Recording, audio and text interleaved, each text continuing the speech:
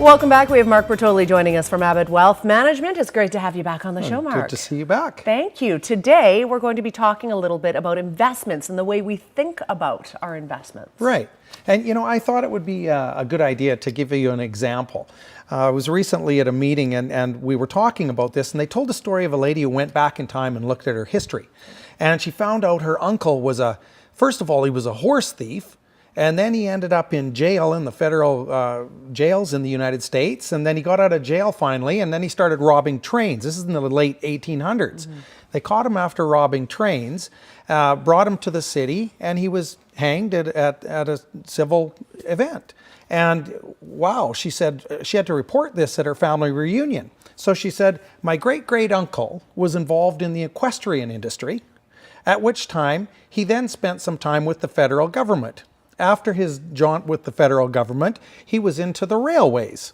And then finally, he tragically died when a platform collapsed at a civic event in his honor. That is awesome. So the moral of the story is both are true, but how do we apply that? Mm-hmm. So we need to think very carefully, and I'm seeing lots of sensationalized headlines coming out these days. And 2 years ago, I saw one, and I applauded the reporter because an economist came out and made a statement, moved the market that day.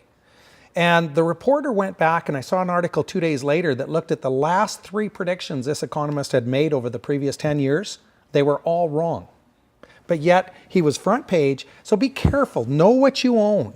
Know your investments. And I guess part of this is the number one threat to our portfolios is our own mind and letting emotion corrode our investment discipline.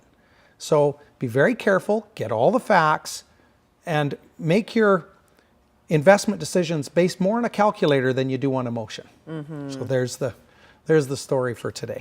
And headlines are often headlines because they're designed to capture your interest and perhaps get you a little bit worried. Absolutely. So you need to do your homework. Absolutely. Yeah. Look, turn the page and look into the research. Excellent. That was a great story, by the way. It just goes to show there's 2 ways of seeing things.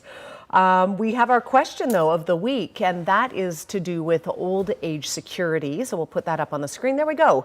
Can you explain OAS, old age security clawbacks, and how can one avoid them? Okay, or plan to somewhat avoid them. Mm-hmm. So this goes back to our question yesterday, and that was RSP versus tax-free savings. That's the beginning of the planning process. Looking at your income in retirement.